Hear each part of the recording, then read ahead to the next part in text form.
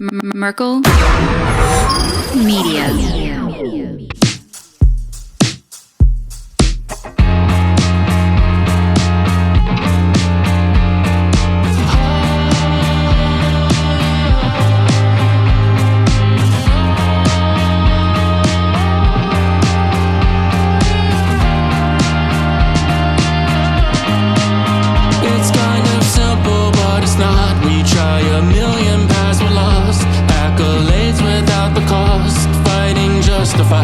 I'm exhausted, looking for everything in the shadows. Start looking at people like they don't matter.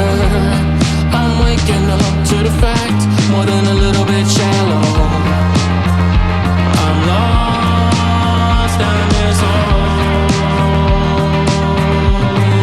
but I don't wanna. I'm lost in this hole, 'cause I'm just trying to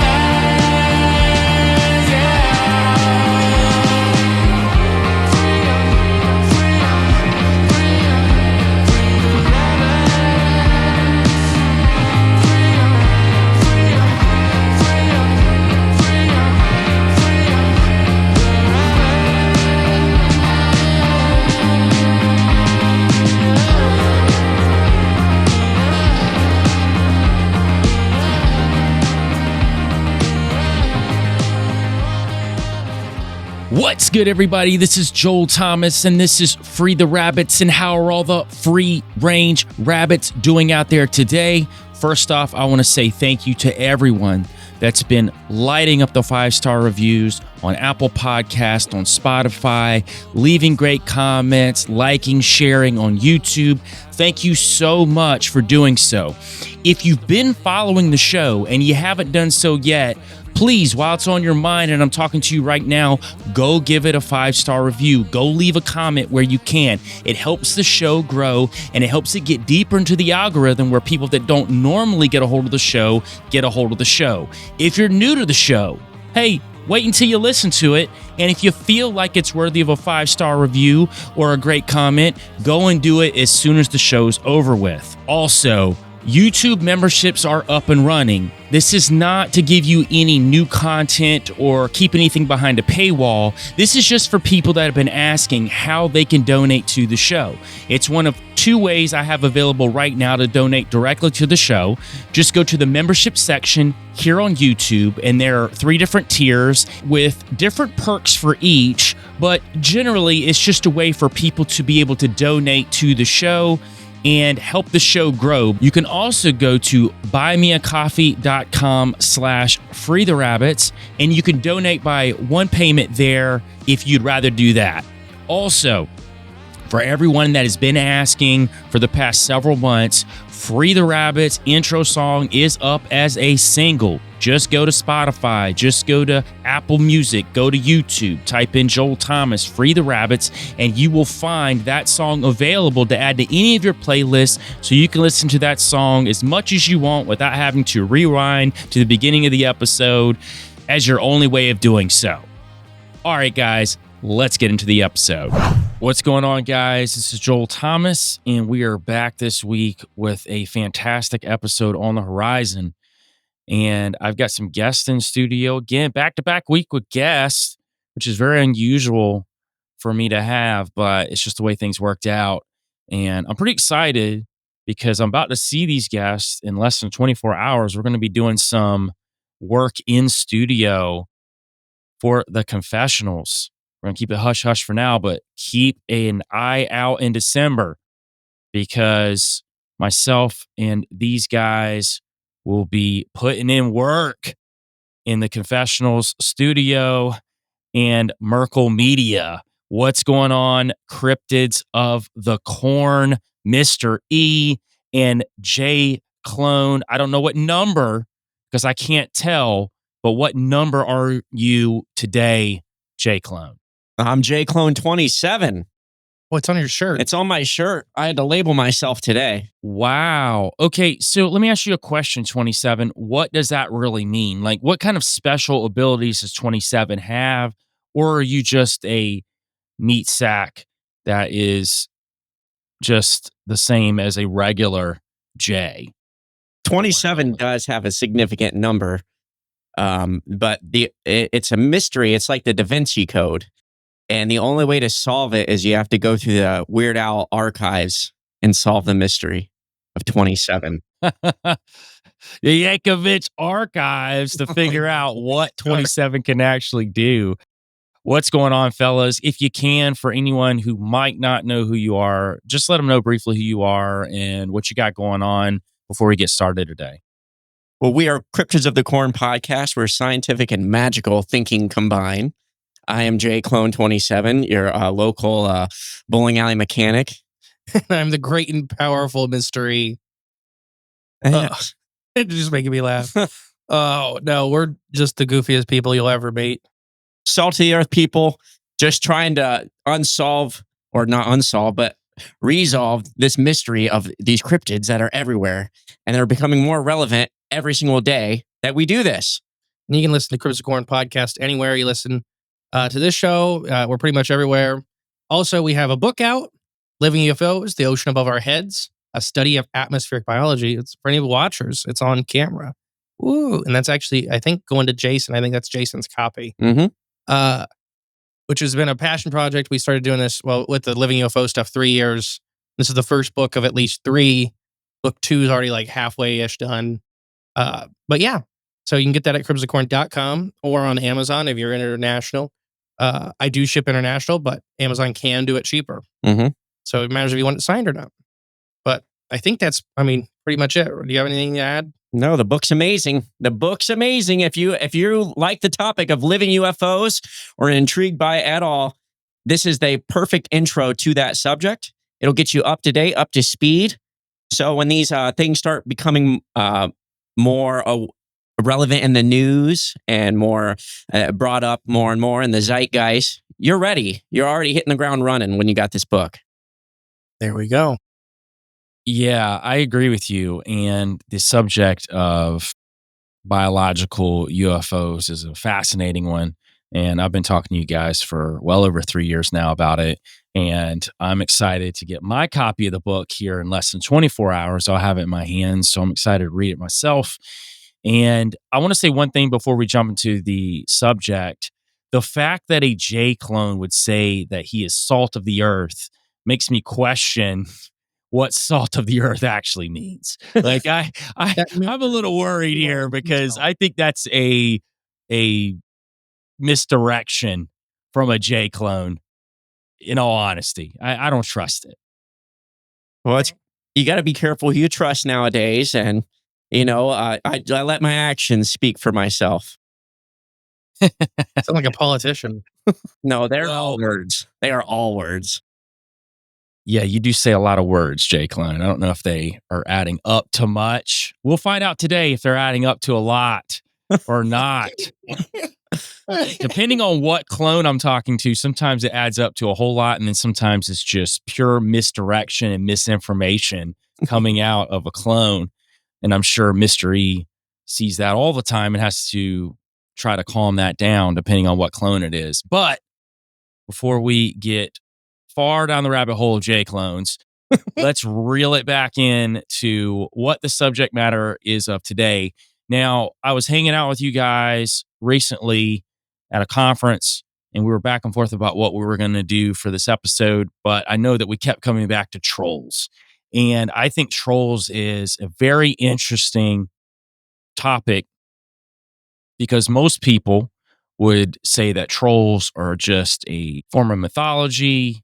They show up throughout different cultures as a part of a religious meaning or context in those, or in a lot of cases come up as something that's evil or representation of evil, right? Sometimes it's supposed to be an allegory for good versus evil, and these are just stories to help us figure that out.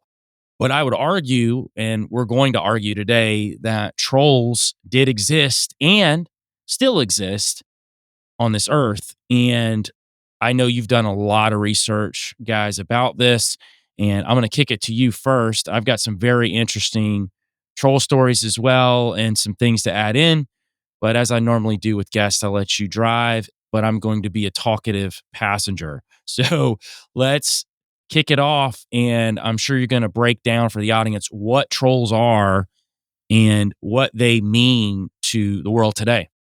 Yeah, so we'll do that. We'll kind of explain where the words came from, the words we use today with them, the several cultures that had dealings with trolls, the types of trolls kind of broken down into a rough group, the size variance and the, behaviors and all of that. For an animal or a thing that a lot of people think are made up, it has so much definitive details. It's very hard. It's not like, a campfire story, even though like with the Norse mythology, it's mostly orally handed down and they keep so much detail. So when we talk with folklore all the time with the game of telephone, it doesn't seem to be jumping nearly as much as a lot of that stuff does. So to me, it means that they may have been actually dealing with these creatures periodically. And we'll talk about why there probably isn't as many as there was, 400 or 500 years ago or 1,000 years ago or whatever. But yeah, so we'll get into it. The noun troll, or the noun for troll is troll. It can mean all kinds of things depending on which language you're in. Everything from friend, demon, werewolf, giant, all these things kind of fall under the word troll. Proto-Germanic word trollian and an unknown origin for the other word. It overlaps with the term jotun or jotum, which just means giant, troll, burs, which are another hostile monster of like Scandinavia and Sweden and all that. In Ryza, which is a heroic being. So the two kind of groups that form the word troll, you can already see that it has a huge variety of meaning. Right. A big spectrum. Yeah. So when we're talking about specifically the type of thing we're going to be talking about, it falls into different categories. But yeah, so troll was kind of before last 400 or 500 years, it was kind of more used as what we would say today with the Fae. It's a catch-all term for a big group of phenomena. Anything that was not good, the troll wasn't good or bad for most of these cultures. It just meant the other, where, it was maybe a little spiritual, maybe a little magical, that kind of thing. But yeah, so just because you hear the word troll in these early languages that we're dealing with it, does not mean it's a bad thing. Like I said, one of the definitions of Jotun is a heroic being, arisen. It's a being that conquers for the good of others. But yeah, so let's get into the types. Now, I wanted to say real quick, because you were talking about the etymology of the word troll, and you talked about a lot of things that I had been looking up too. But I wanted to bring up a John Lindo, who was a professor of Old Norse and folklore at California and Berkeley. And he was well known for really digging deep when it comes to Old Norse religion and literature. And he talks about that the etymology of the word troll is really hard to pinpoint down. And he said that while we can pull various words, like you were just talking about, Jotun and a couple of others, that we really don't know where it started and we don't know exactly what it means. And he talks about how the word troll may have been used by the pagan Norse settlers as a collective term for supernatural beings that should be respected and avoided rather than worshiped. So I think that's where that idea that they're evil come from. But I also think that when it comes to the Norse, they didn't view them necessarily as evil. They kind of viewed them as kind of an in-between type of being where they could be good or evil, just like human beings. And I think that's how they looked at them a lot. But I think you had mentioned it a little bit. I just wanted to stress that the word troll originally was more of a collective term from all indications for supernatural beings. So you could even toss like the hidden folk in there, the elves, and other supernatural beings in that pantheon when you're looking at troll. But I do think that the word troll evolved into what we're getting in today. But I just want to jump in and say that. I thought that was interesting. I agree. It is. And I think you're 100% right that it meant, like you said, just these things out in the wilds, like not good or evil, very individualized. You could run into one of these things and it could be a man eater, and you could run into another. Most of them just wouldn't be left alone from at least all the historic accounts we have. And I have some stories for later that proves that they're actually kind of curious. That they're not these humongous brute monsters. Some of them, I'm sure, surely were. Then we'll talk about, one of the things we really get into is why that image of modern day trolls, now not the little cartoon guys, right, should actually be gnomes and traditional, the little tiny guys with the big hair and all that. Those are gnomes, which are very scary. They're pretty much the Fey piranha. It's funny though how they, in modern times, how they take the word troll and they've kind of softened it a lot with those troll dolls from like the 90s and 80s, and then now the movie that came out in the past decade, that was at Pixar or something. Yeah, just made them fun. Which, like I said, and let's get into the types, and we can kind of break this down a little more. So we kind of have it into 4 groups. Now, depending on which culture or who you're talking to, it could be 5 groups, it could be 6 groups, it could be 3 groups. But we're going to break it down into the rough groups and the sizes. So the first one we're going to talk about is the mountain/forest troll, mostly referred to as mountain trolls. Now, why we say this is they lived up in the mountains of Scandinavia. There's plenty of rock peaks named after them. A lot of these, Scandinavia, Sweden, Norway, these mountain ranges are impassable to humans on the regular. A lot of times shepherds would take sheep up there seasonally. But if you look at where people live in Norway and stuff, they live in the valleys by the lakes. And the mountain ranges are humongous and nobody lives up there. So these are probably your biggest or second biggest group of trolls. By that, I mean size. A lot of these guys would be 20 to 30 feet tall. Some of them hitting 40, 50, 60 feet tall. And then we'll talk about what a mountain king or a troll king is. So king of all the trolls in a region, because a lot of these guys will intertwine their regions and all that stuff. The only troll king can only come from this group of trolls. So it's like a hierarchy. A little bit, yeah. Okay. And it may be because these guys seem to be very intelligent. When we start talking about the trading with trolls and all that stuff, this is most of the group you're dealing with. So these guys are a little more intelligent. These are the ones you kind of see wearing clothes sometimes. Oh, so like a class system, really? A little bit. It could be that, or it could be that the other species may not care as much. Okay. So, and these are the biggest. Right. So, it's also, they can also throw a punch and kill the rest of them. So it's not hard if you're just like, well, I'm king because I'm 60 foot tall and the rest of you are 8 foot tall. Yeah, squish. Yeah. But these guys are often, depicted to have an oversized nose, oversized bellies, not much of a neck, super long arms, and having rocky skin. And we'll talk about trolls turning into stone or even camouflaging as stone. Now, this could be what we call osteoderms, which are bones in the skin. Crocodiles and sauropods, these giant dinosaurs and crocodiles have that, where that's actual bone on the outside layer of skin. It's flexible with the skin, but it gives an extra layer of protection. Oh, is it almost like Salcata tortoises? That's a shell. That's a little different. I mean, on their arms. Bone. Yeah, so those aren't osteoderms, but those are spurs, which is very similar. Acted the same thing? Kind of. Those are nail-based. So those are okay. keratin, not bone. Okay. It's a little different, but not really. I mean, fundamentally, it's doing the same job. We're splitting hairs. Yeah. So these guys listen, this is a conspiracy podcast. Dinosaurs aren't real. No, they were real. They were the pets of giant trolls. And they took them into the hollow earth when the meteor was coming. Oh, see, it all adds up. Yeah. It all adds up. It all adds up. Then they put hair on them and they became mammoths. Okay. So that trunk was actually the neck. Yeah, for the record, I am not one of those conspiracy theorists that think they weren't real.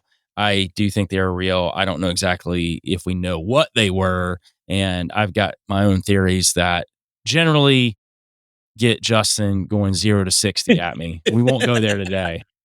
We got a lot to get through to start on dinosaurs. So yeah, these are, like I said, these are the high, these are the intelligent, they're humongous. But a lot of times before the Christians started coming up into Scandinavia, Sweden, Norway, this place, there was a really good understanding with humans in the area of these trolls would build massive rock mounds and that kind of stuff to signify these are territories. They would let you move through their territories if you gave them offerings like wine and cheese. These guys liked wine and cheese. And when we talk about some of the paintings and stuff we'll get into, these are the ones being depicted. So these are your really big guys. The next one is Arctic trolls, which are much more rare. They do not live in groups. Mountain trolls will be in groups. They live in mountain caves and stuff like that. And mountain trolls will live with the other species a lot of times. So in their cave, there may be 3 or 4 other types of troll that are under, they're under them, but they are living in the same area. The Arctic trolls seem to be the exact opposite. They are very, very solitary. They're living on the northern end. A lot of people don't realize that how much of Scandinavia, Sweden, Norway is above the Arctic Circle. A lot. There's tons and tons. Yeah. And when you get up there, there's like 5,000 people that live there right now. The whole Arctic Circle. Yeah. Yeah. So you have tons of space up there.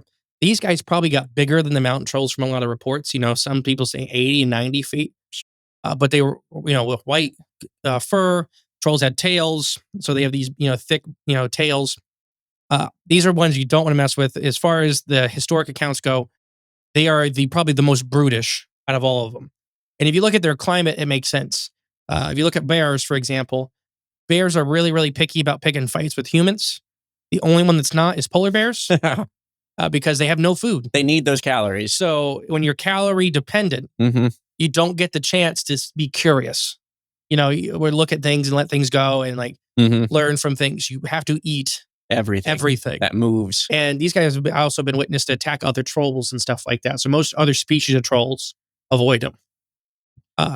You know what about trolls in general that I was reading is they are known to eat humans, but it's not necessarily a culture thing within trolls either. It seems to be that it's per troll. They're not necessarily doing it because it's what they do in their clans. Well, maybe specific clans might, but if you get what I'm saying, it's not just a mountain troll thing or a valley troll thing. Right. It's a per group or per troll behavior. And I think that you're talking about these Arctic trolls that they don't have a lot of meat. So whatever meat comes in the vicinity, they're going to attack.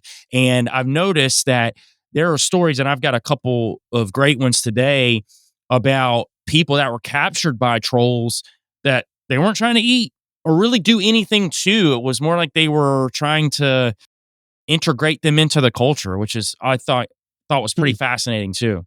Yeah, and then so the mountain trolls, they talk about them having these whole mountains carved out. They had civilization, they had culture.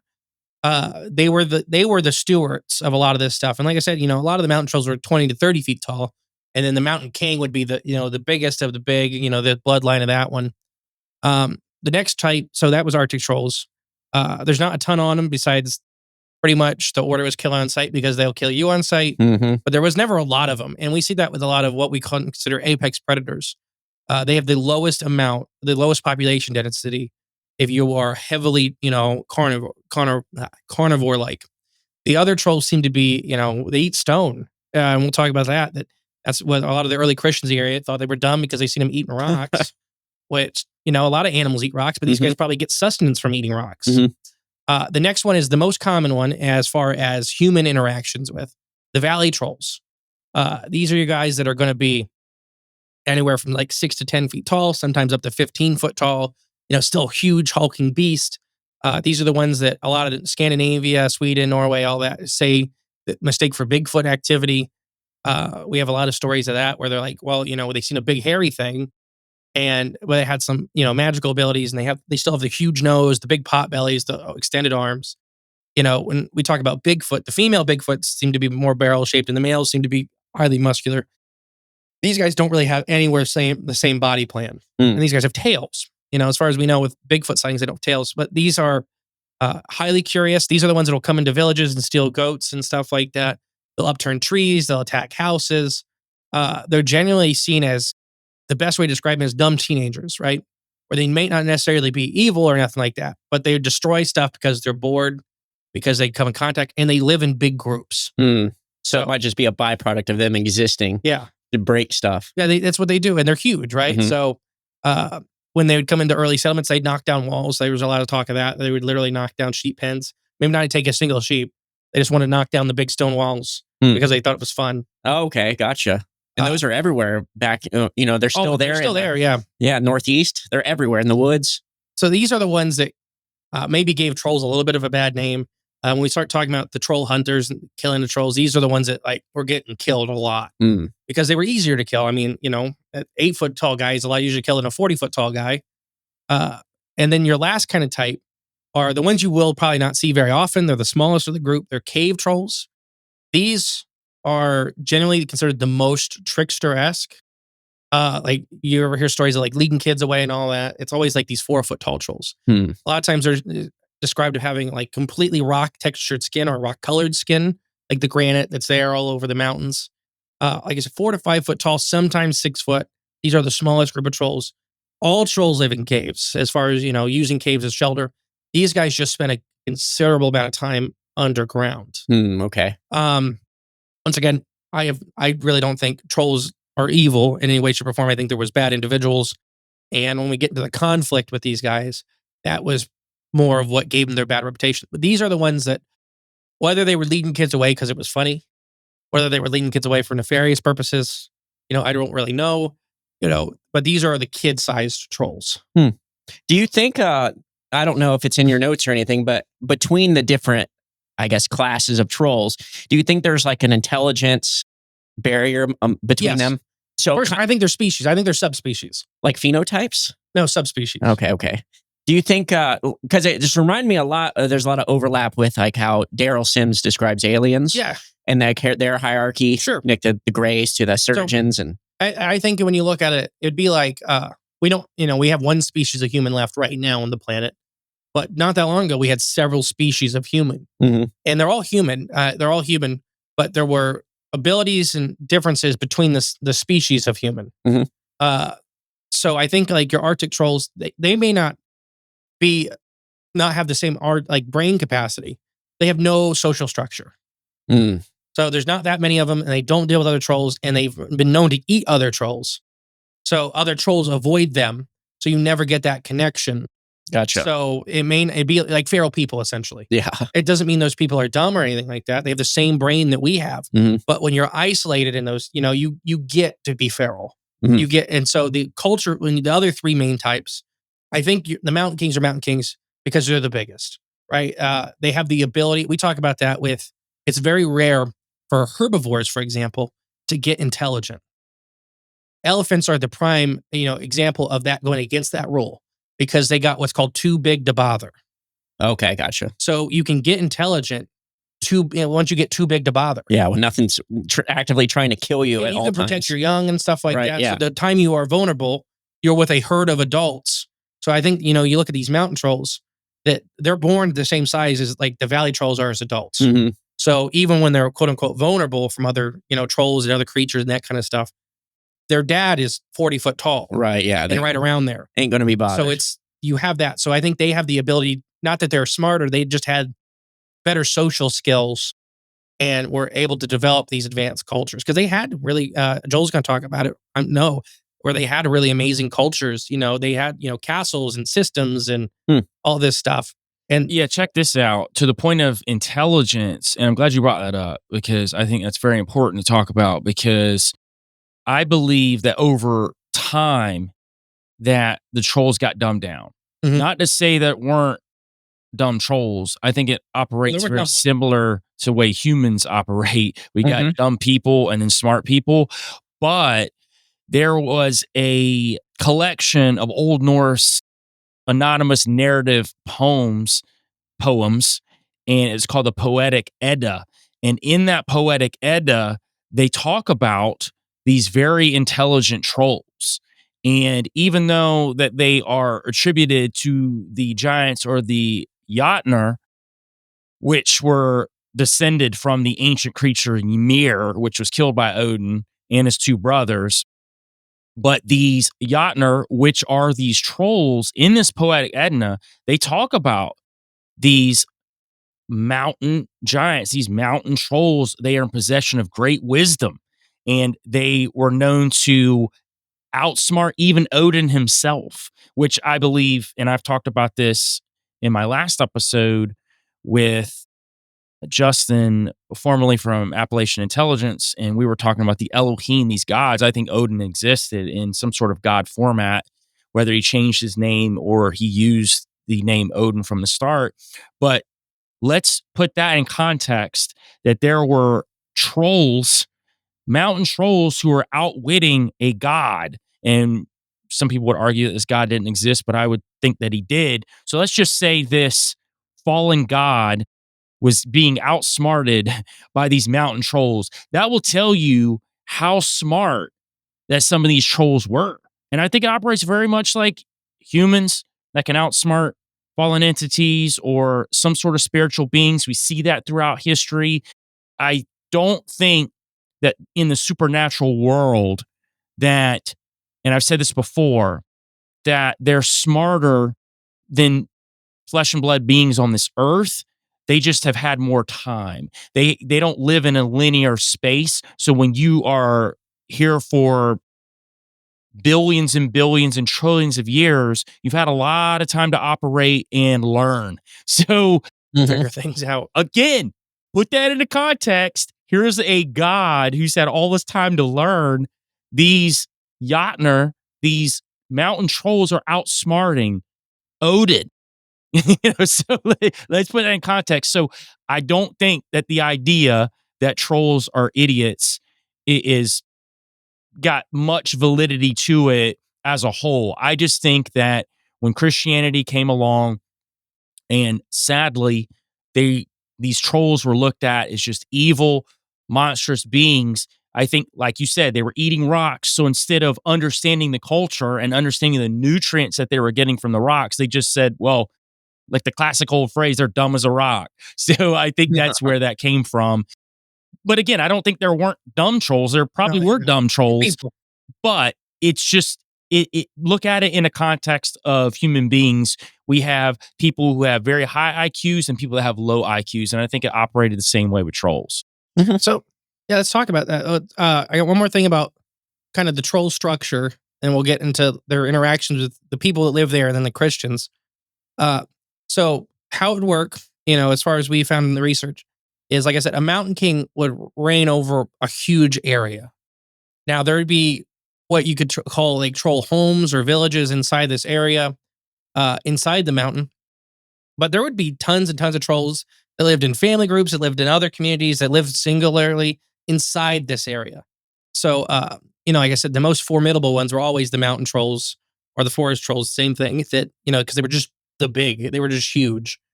But like I said, you could find all, valley trolls and cave trolls and mountain trolls living in the same hole. You could find them living by themselves, and they were operating under this loose structure where, that said the mountain king was, the wisest of the trolls. He had kids. These early accounts, they're just big people, essentially, very unique culture. But they did like wine and cheese. So when we get down into what they were dealing with, Scandinavians and Norway and this, there would be these massive rock structures. And I sent some pictures, so they'll be uploaded down where you can see these. The one rock in the stack is about 4 times the size of an SUV.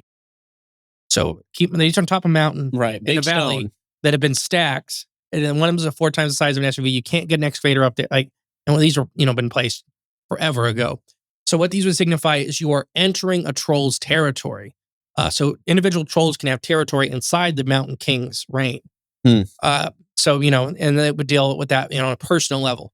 So native travelers in the area would know that if you want to go through that area, you're welcome to. You have to leave them something. A lot of times it was wine and cheese.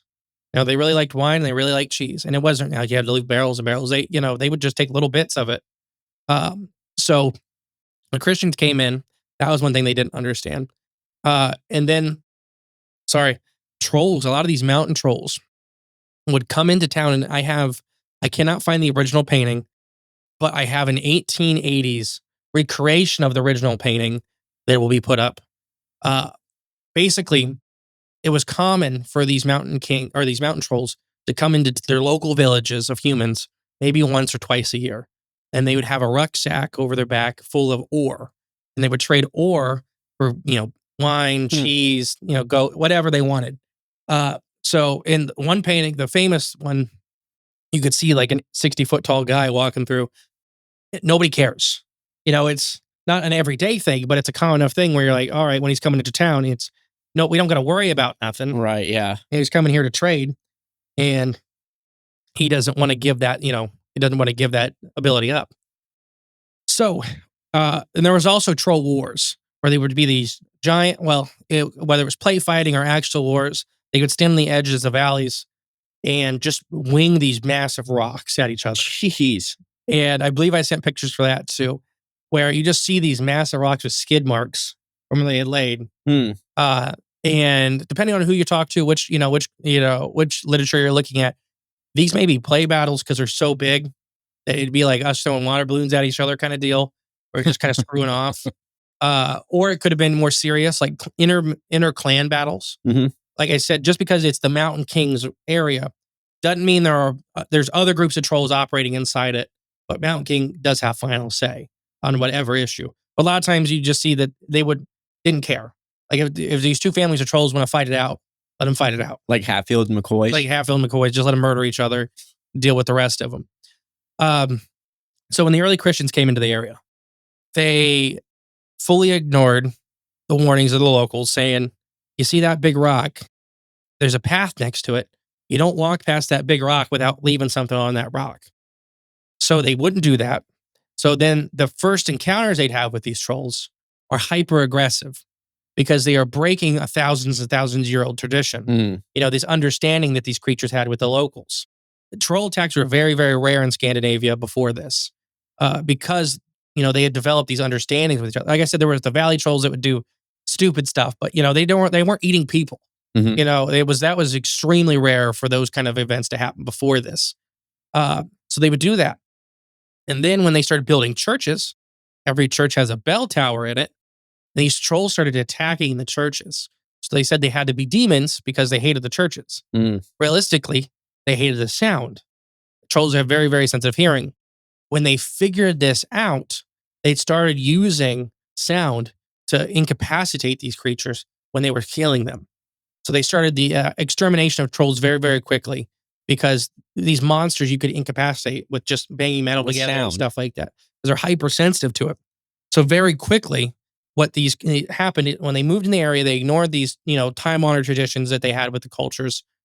And they started having conflicts with them. They started attacking churches. And you could see, I believe there's still one standing where you could see this giant skid mark rock right next to a church. Oh, wow. And they said, well, yeah, because he couldn't get close enough to hit it. Right. But he could stand on top of this alleyway over there and just wing rocks down at it, trying to, crush Stop the church. it. Yeah, stop the bell from ringing. And they hated bells. And there's I mentioned the show, this cartoon on our show all the time. It's called Hildy. It's on Netflix, where they kind of mash a lot of Scandinavian, Norway, Sweden folklore into modern day. And that's one thing. Their trolls hate bells also. Yeah. So they had the same thing. They had a conflict with trolls, and they didn't realize trolls were intelligent because they couldn't speak the same language. But the trolls were attacking the city walls all the time because they had bells on the wall. Yeah. So they were ringing them out of their friggin' head.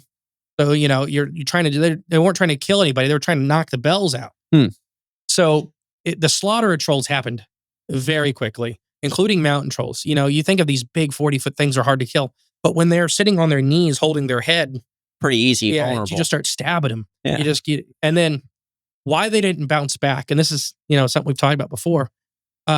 There's actually records of how long it took, and now I don't know if this is there are records of how long it took pregnancy for a troll took. Do you remember how long it is, Jay? Gestation. Yeah, I'm gonna guess it was a long time. I remember that, like 100 years. Joel, do you remember what 1,000 years? It's 1,000 years. Okay. Now with this, it was actually a guy talking to a female troll. And there's a little bit where it could be that she was just saying that our gestation, it's so long, it's incomprehensible to your lifespan. Okay. Or she could have been literal. Okay. Roughly 1,000 years. Might as well be over a certain point. With large species, we see this, that, whales and elephants take 2 and 3 years. Yeah. And then they rear a calf for another 10 or 15. Mm-hmm. So, when these populations of really big, and we think these are mammals or roughly mammals or something closely related to mammals, they take a long time to replace the population. Mm-hmm. They breed very slow. Apex predators breed very, very, very slow. Mountain lions are a great example where they most time produce maybe 2 cubs in their lifetime. Mhm. So if a female lives 30 or 40 years, she may do 2 or 3 cubs in her whole entire life. So you look at trolls where they were wiped out in a couple hundred years, and they were, targeting families and all this stuff. They may have. I do not believe they're extinct. I think they are knocked back to an extreme level, to where now the ones have no. I don't think they have a social structure, at least a big social structure anymore. I think they're pretty well knocked back to where there are maybe family groups that are still roaming, Right. that kind of stuff. But I think they're pretty well not as. Here you go. Thank you. Just right all over that. But yeah, so the Christians coming into the area, the Catholics coming into the area, the missionaries just wiped them out so fast that they had no time to, retaliate. So they moved up further north, and they kept moving and moving and moving, which could have caused conflict with, like we talked about already, the Arctic trolls.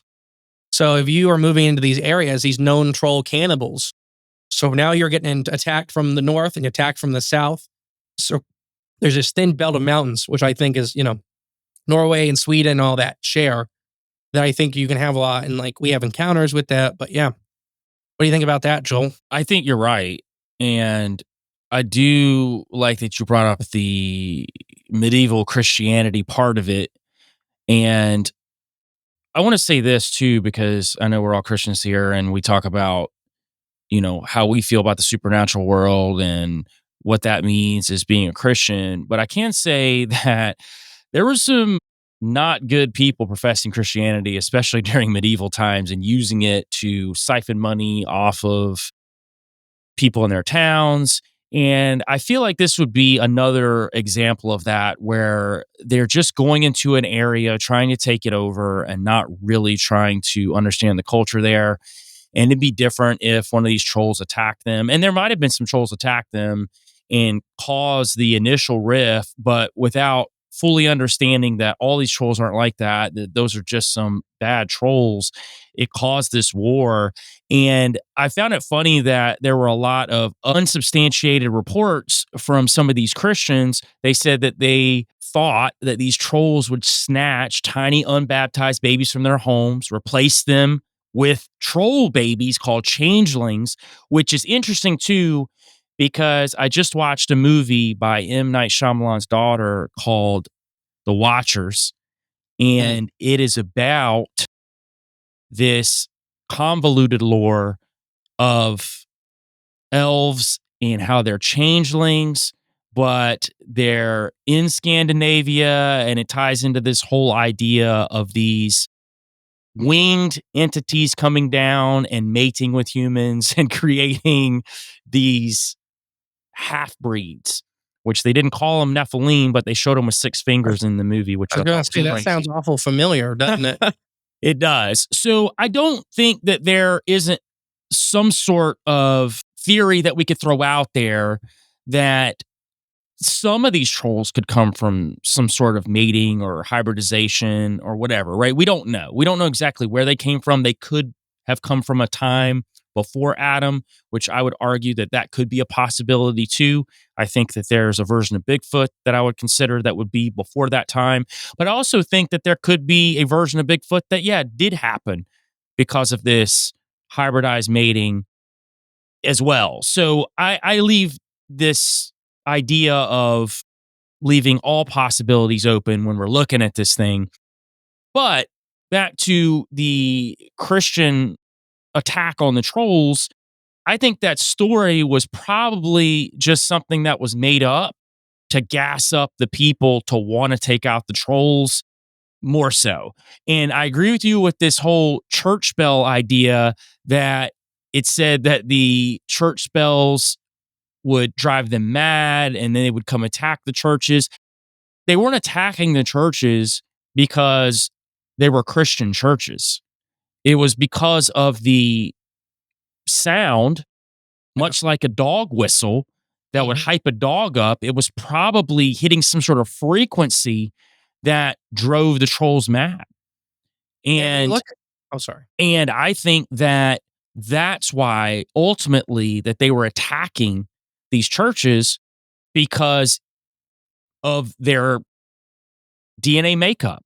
in how that they would respond to hearing such a sound that was that loud. I mean, think about how big these trolls were. Imagine hearing that and then it hitting some sort of frequency that would drive you insane. I'd want to tear it down too. And you look at how the valleys of Scandinavian Sweden are designed, where these villages and stuff would be at the bottom near the lakes and the rivers. It's just a resonating chamber. I mean, we talked about it with even like Loch Ness, that, the way the lake is, it's like it's designed like a big valley, that the noises in it are resonating.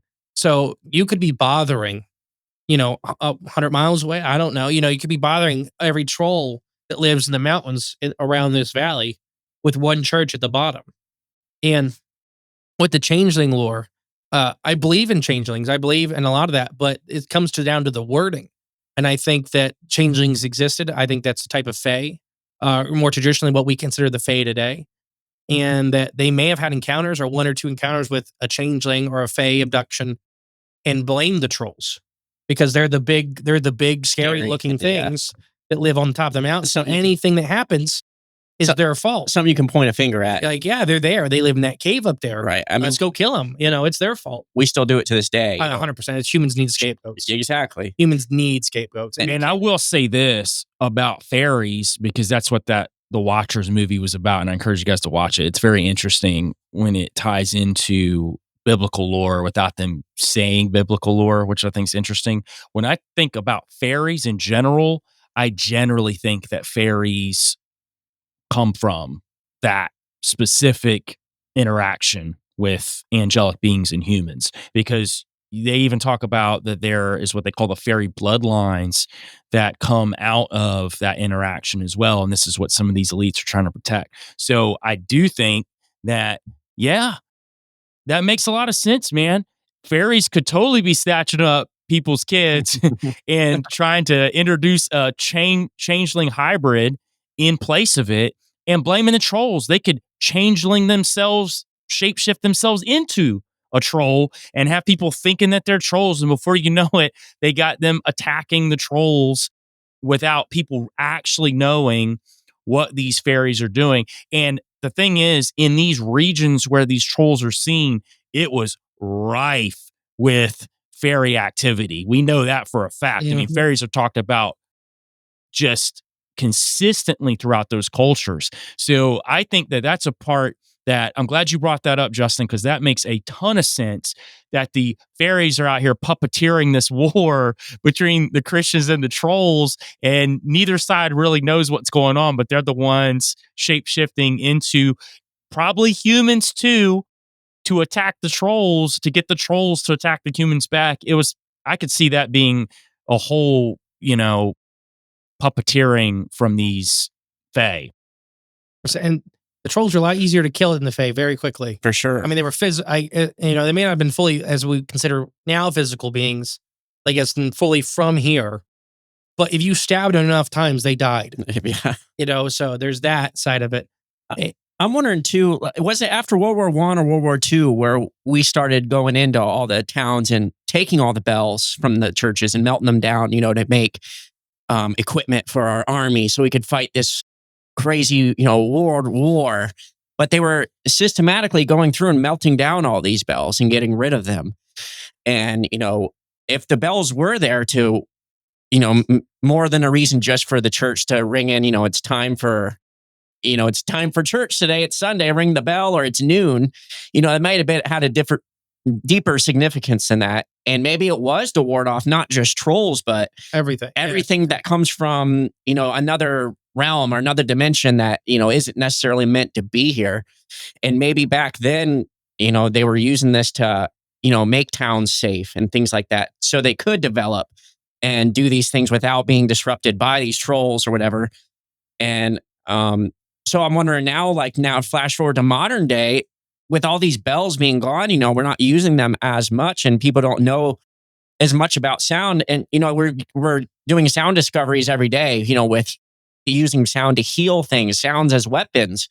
Sound is becoming a major thing moving forward, like technological advancements moving forward. We're discovering so much every day with sound. With all these bells and stuff being away, are they leaving the door open for, to bring some of these maybe darker things back into the world? by not having these bells for us to ring and defend ourselves if that's what it was. I don't know. Not sure. No, I can see it. So maybe trolls could be coming back. I genetically, I think they're. I think we have some stories about them. I think they're pretty limited now. I think they've been knocked back so hard. I'm not saying they can't come back. And that's only if they're truly just physical and bound to this world. Well, I think at least they have some part. They have some significant part of them that is maybe more than like the Fae, for example. Because like I said, they bred. They like when we talked about. There's many stories of them breeding with humans. There's striking deals and stuff like that. Before the Christians moved into the area and started this, there's actually stories of like you could strike a deal or bribe a troll to do work. Like if you wanted a bunch of rocks moved or something like that, you could. It was very hard to do, is from everything I've read. But if you wanted a mountain troll to like move a big pile of rocks for you, as long as you had a good enough deal, they'd probably do it for you. Nice. But they were, they were no nonsense either. So you had to come up with. You probably should do your best offer right off the rip. Right, yeah. You shouldn't haggle with a troll very often. But I have some modern encounters, if you guys would like to hear them. Absolutely. Let's do it. And I got a couple modern encounters as well before we get into some of the ancient encounters. I got a couple interesting ones. I'll jump in after you. So I just have two. Well, actually I have three because one was submitted. We know the guy. It was his dad that had an encounter with the troll. But this is from Fred in, I'm not even going to try to say his last name, from Marsta, Sweden. On Sunday, this is a couple years ago, 2021. On Sunday, the 28th of February, my husband and I were out walking with a couple of hours in the beautiful sunshine. It felt like the first real spring day of 2021 here in Marsta, Sweden, a suburb of Stockholm. The area we live in is full of ancient structures, grave mounds from the Iron and Bronze Age, old Viking forts, rune stones, and many, many other things. The day we decided to walk with what's left of an old ancient fort. Up on the hill deep in the forest behind Sternheim Castle. I think I got that one right. My husband is a photographer, and he's always time for a portrait. I'm quite spoiled. Once again, I translated this, so there may be a couple weird things in here. This wasn't Swedish. Which I'm quite spoiled after 14 years together. After checking out an abandoned old house near the road, he asked me to pose in the middle of the road for a shot, which I did. Later, upon uploading it to Twitter, a follower asked me I was standing on the side of the road, not far from me. And to my surprise, I found, in my opinion, a troll-like creature, merged with nature, almost transparent to a level. It looks like it's standing by my husband, looking directly into the camera, slightly turned in my direction. Yeah, I'm aware of pareidolia, and it might be that. It's very similar to the trolls and artists of John Berna, actually, which I'll try to put one of his paintings up here. But also looks like it's a hunching Bigfoot from America. Maybe my eyes just wanted to see that, but it was just a splendid case of pareidolia. It's also just quite creepy and organic. No matter what I find, it's also quite magical. There's something to nature and the spirit. On our way home, we also had a strange phenomena in the sky, a bright shiny spot in the cloud or something, with trace of spiral shapes and movements around it.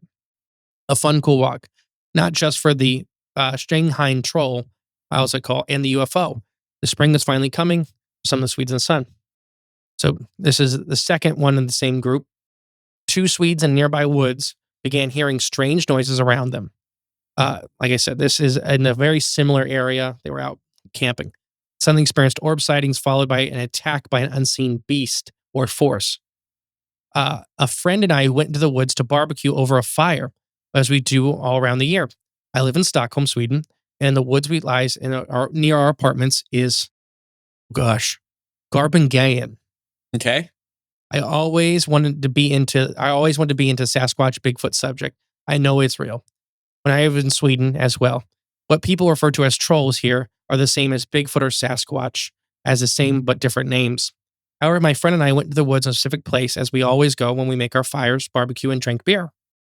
After a while, when we started the fire, I grabbed a big stick, went to the tree, and knocked 3 times. 10 minutes passed. Further into the woods, we see orbs appear and hover about 3 meters above the ground. I stare at it and think to myself, that is not a person with a flashlight or anything at all. The orb just hovered in the same spot and then disappeared. I thought to myself, weird stuff, is about to go down. Time passed. The darkness fell over the woods. We sit in front of the fire and we hear weird noises. My friend asked if we heard that. I looked over to the fire into the darkness and saw two massive yellow eyes glowing in the darkness staring at us. I said, "Do you see those glowing eyes staring at us?" He confirmed that he did. "That is not a human or an animal," I said, and he agreed. We stared at him for maybe 30 seconds when suddenly moves away, almost floating, leaving trace of the glowing eyes. I was creeped out. 1 week later, we go back to the same spot, excuse me, and it's dark. The fire lit, and suddenly we start hearing tree breaks from the wood's thick tree branches. It starts to the left of us and moves right, circling around us. The tree breaks keep moving around us and getting closer and closer, and it gets quiet for a couple minutes. All of a sudden, a 15 meters right in front of us, a big effing tree break echoes through the woods. My friend quickly stood up when a 5 meter long log into a big rock right beside it. So this tree came flying into the campsite. Barely missed him. The thing hit the upper part of the log, which means the thing was huge and strong as hell. My friend turns a flashlight and looks around. We see nothing and it's quiet. When we walked into the woods, we heard it loud as hell, twigs breaking and tons of sounds under the feet. As the thing was moving fast, slightly around us. We were scared part as well. And we were scared as hell and quickly left. One of the other times we were walking the 2 tracks, stones came flying from above the lands in front of me. It looked up in the trees and see a transparent shaped thing in the trees, and it just disappeared. Wow. So massive tree. I'm 25 meters, so 25-ish, or 5 meters, 25 feet. That's a big log coming flying. And we talked about that with Bigfoot. If he wanted to hit these guys, He would. he would have. Yeah. So yeah, Joel, what do you think about these 2 encounters? I think the one with the orbs for sure lends more to Fae for me. That's what I was thinking immediately. And I typically think that a lot with any cryptid sightings when orbs are involved, because it just seems like that the orbs are a part of whatever is with it. Not that they're necessarily rolling with whatever's with it. It's almost like the orbs are Fae, and so is what you're seeing as well. It's just a grouping of Fae. That's my take on the orb situation. I don't know what you think about that, but that's my personal take on that one, just because I've had interactions with orbs and I typically have weird things that happen around the orbs, whether it's something that's seen that lends to more of the cryptid world, or there's some weird disembodied voices singing or talking or whatever else. We talk about this a lot with orbs and cryptids and other things like that. I don't know if it's a chicken or the egg thing. Is it that they are connected? And I do think that most orbs, at least these type of orbs specifically, are Fae related. But is it that, that they may prefer, like we talk about with Bigfoot, is it that the Fae are Bigfoot, or is it that there's so little good habitat for these things? Because I think Fae, at least these type of Fae, are directly connected to nature. So is it that it's the only good habitat left for them? So you may just run into them at the same time. Or are they interested in Bigfoot? Or, do they follow Bigfoot around? I wonder if it's the same thing with trolls. Are these Fae that are manifesting as these creatures? Or is it that they like the same areas? Or do they have a mutual interest in something? I don't know. I don't think we'll ever know. No, I don't think we will either. But it just so many of the behaviors from those stories and the ones we know from Bigfoot, like stories that we've heard, there's so much overlap. It just almost acts they are the same kind of phenomena, just with a different mask on, so to speak. Whatever creature you actually are seeing or they're manifesting themselves as. But it's behind it all. It's it seems like it's the same thing. Whatever it is, whatever the Fae is, whatever that energy is. So I have one more story for you. And it involves a little girl and a mountain troll. Ooh. You got any bets? Is it good or bad? Well, I mean, we don't typically know too many stories of trolls actually hurting people. So It's a big guy, 1930s. I'm going to hope it's a good one. Norway, rural farm. A 14-year-old girl was performing her daily duties on her parents' ranch when she noticed something behind a barn. As she looked closer, she saw 2 huge eyes, a partly dark gray forehead, humongous shoulders peeking out from above the barn. She could see the shoulders moving up and down as it began moving. It was roughly humanoid in shape, but the head was so massive and it was shaped like that of a block. It seemed to be peeking at her and shying away and sliding down when she would look. After 30 seconds or so, it would come back around and look at her again. Its face was not scary or mean looking, and she said she had heard some stories of trolls in the area. The girl was speechless and she was scared. The barn was approximately 20 feet in height. Anything that was barely hiding behind it must have been massive.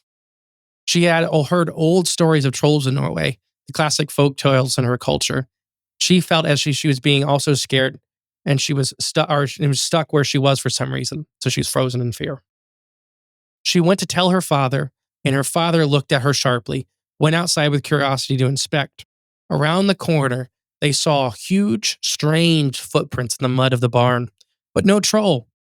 There was, however, out of nowhere, a humongous granite boulder. It was approximately the same mass that the troll would be, she explained. It must have weighed many, many tons. The boulder was not on the land previously, as the family would have noticed it. Her father and some of the other beings her father told her that some of these beings have the ability to become boulders at will and hide from our people. Others turn into boulders if they are exposed to too much sunlight, if they spend too much time out during the day. He told her that perhaps she saw the spirit of the stone and it turned being behind it. She had heard so many fairy tales of these beings living in stones. It seemed plausible. They were very connected to their folklore in the region. Her family never experienced the being of activity on the property again. The ground of the boulder always produced the most colorful flowers around it. Their family would often take picnics and go speak to the boulder throughout the day. Wow. So she sees this massive monster peeking, looking at her. Every time she'd look, it would duck down and hide from her. And, something bigger than a 20-foot barn. Yeah. When her dad went out, there was now a massive boulder that was not there the previous day. And they liked it enough where they were like, well, if it is this troll, let's just hang out with him because he didn't do anything, Yeah, might as well hedge your bets and try to be nice to it. But like I said, they are very northern Norway. So they still have enough of their culture left to remember when they would trade with trolls, when they would work with trolls, when trolls were just a thing. Like they were just another thing you could run into in the world, and they weren't bad or evil or, and it grew pretty flowers.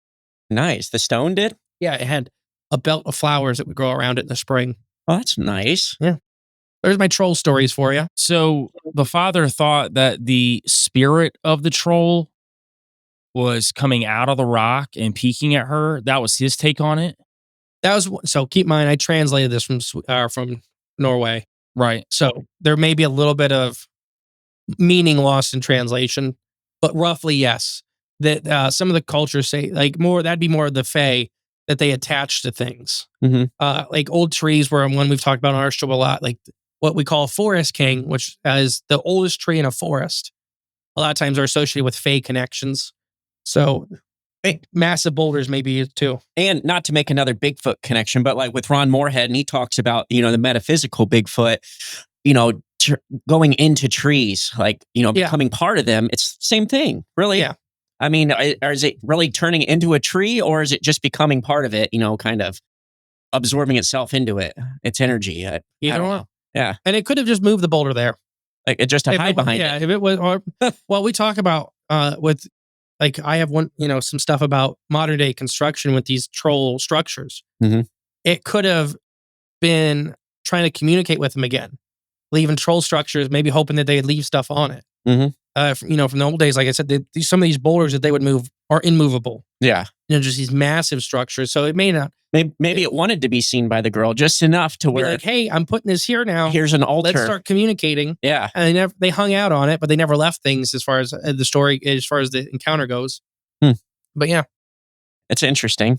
I do wonder too, with them turning the stone, it made me think of like the Olmec statues and the Olmec heads, big stone heads. And, those had to be significant enough for whatever culture that was, because we call them the Olmecs. We don't know who they were. We don't know what they actually called themselves.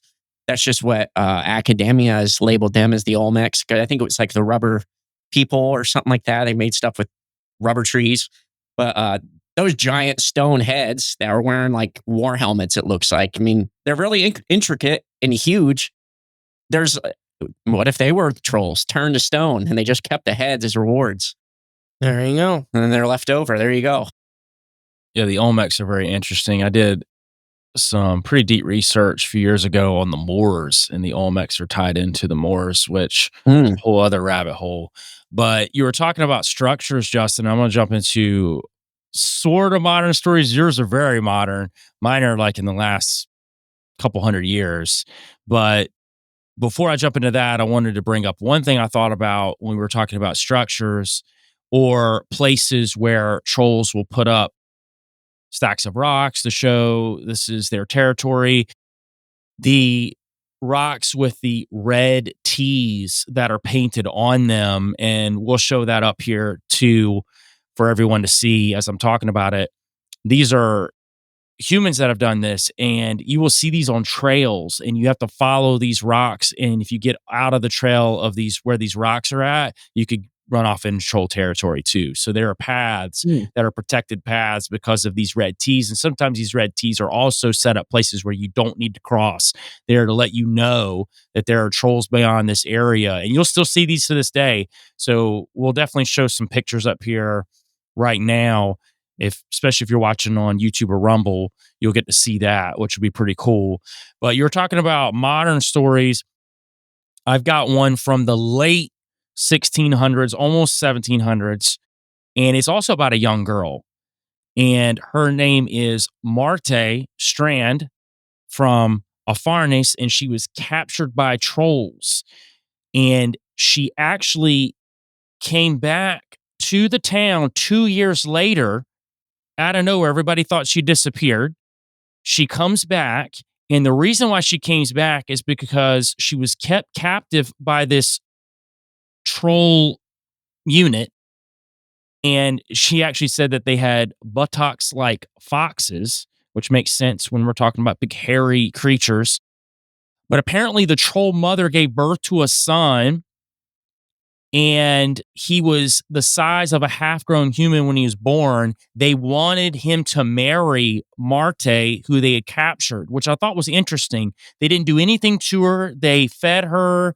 They took care of her during this time, but they wanted her to marry their troll son, which makes me think, too, you were talking about gestation period. How long was the troll mother gestating this kid to the point that they went and captured Marty and they wanted her to marry him? Because she refused, they didn't kill her or eat her. They just threw her out naked in the mountains and were like, well, you're no good to us, and threw her out.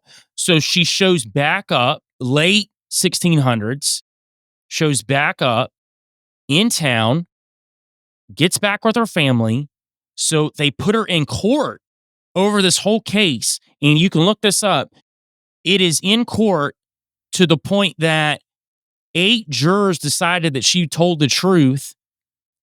And they concluded with that she was trustworthy and in her right mind, and that she was staying with the trolls. So they actually evaluated her and said that she wasn't crazy. She was telling the truth, and 8 jurors unanimously decided that she was telling the truth. So they had to have had some sort of knowledge about trolls originally for them to make that kind of judgment and then say that, hey, this girl who's been gone for 2 years, who just showed back up naked in the town, oh no, she's okay. She's not, there's nothing crazy going on with her. She's perfectly fine. And we have decided in court that she is fine. And I also think that has to do with the fact that before then, I don't know if you know this in Norway, there was a national law from the late 1200s, 1276, that there was a law that prohibited having contact and seeking knowledge from trolls. And it was considered a serious offense, and it entailed the law's most severe punishment. So take that into context that this has been going on for 500 years or so.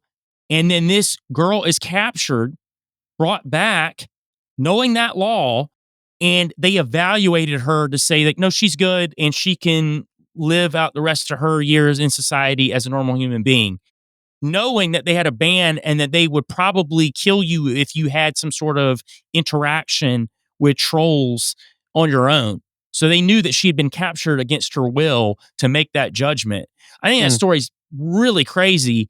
And it kind of blew me away to the point that this was a court case to where they decided that she's telling the truth, that no, she was captured by trolls and she's completely in her right mind. She's completely sane.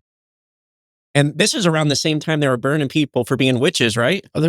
Technically, I think Iceland was still burning people in the 1900s. So, yeah, for them to actually come out and side with her, that's pretty significant, I would say. I mean, I agree that they were... Because they could have easily just been like, well, you know. At this time, if you saved a salamander crossing the road, they would probably burn you. People don't like salamander. What are you talking to that thing? They're a witch. Just helping it across the road. Right, yeah. Well, it's time to burn. I'm sorry. Right. I mean, it's the rules. You committed this offense, not us. Talking to newts. Yeah, exactly. Oh, no, that's wild. No, I never heard that one. Yeah, it's a pretty interesting story. And I'm going to jump into a couple of more ancient stories that have to do with trolls. And some people think these are lore, but they are based around two real men who were very significant in their cultures. And we're going to talk about first King Harald Fairhair and what his significance was as a Norwegian king in Norway and Iceland, and how that he even came to be in the kingship. It was all because of a troll. So King Halfdan, who's his father, had like a ton of treasure that he kept. And he noticed that in his treasury, that stuff would go missing. And this is during a period of time where these guys had magicians in court, were very adept at alchemy, understood these practices, which I honestly think that governments still do now. They just mask it differently. So I still think this stuff's going on today. But he had arranged a bunch of devices and powerful spells that whatever man entered to take the treasure would have to stay there till someone came to him. So because this treasure is missing, he sets up these spells to capture whoever this man is. Now, when they came back the next morning, they found a huge troll, tall and stout. And they fell on him, put fetters on him, but he was so strong that King Halfdan had to have 64 of his men to put the fetters on him to lock him down. And the king asks the troll what his name is. His name is Dofri. And he's just trying to steal gold, man. You know, he's probably a lone troll trying to get some treasure. You know, we know trolls like wine and cheese, but they also like treasure. They like their hoards. Right. So he offered to repay the king threefold, but the king said he would never pardon him and he would stay bound there until he figured out how he was going to kill him, basically. So after that, Halfdan's son Harald, who the story's built around, learned of all this and runs down there to talk to Dofri. And he says, "Harstead, will you accept your life from me?" And Dofri says, "I'm not sure whether after what your father said, I ought to bring you into so great danger." So Harald says, "What does that concern you?" He drew out his short sword, which was the best of steel, and cut the fetters and bands off Dofri, who, as soon as he was freed, thanked Harald for giving him his life and took himself off at once. And it says that he laid his tail on his back so he could take off faster. So this is back to that idea that they have tails. So this is even talked about in these ancient legends about what they're doing with their tails as well. So Halfdan actually finds out that his son does this, drives him away, and Harald starts wandering around in the woods for 4 days. And on the 5th, he is hungry, thirsty, and he runs up on a huge troll, and it ends up being Dovri. Now, Dovri offers him shelter. He says, I'll take you in, I'll take care of you, whatever you need, because you saved my life. So Dovri actually fosters Harald for 5 years, and he loves him so much that he cannot oppose him for anything. So anything that Harald wants, Dovri will do for him. Kind of owes him a life debt. And probably at this point, he probably has gotten some sort of genuine care for the kid because, I mean, his father was going to kill him and he stepped outside of what his father's will was and saved him. But during this time, Dovri teaches him feats of skill, and Harald himself increased greatly both in size and strength. So imagine doing workouts as a kid with a troll for 5 years. You're probably going to be a pretty strong, man by the time you become a man. Now, he stays there with Dovri until the death of his father. And then Dovri actually tells him, hey, it's time for you to go back and be king. And he charges him.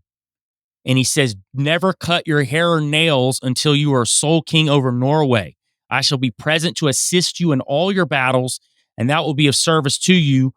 For I shall do all the more harm in that I shall not easily be seen. Farewell now, and may everything turn out for glory and good fortune, no less than if you'd stayed with me. So this is during a period of time before all the regions became Norway.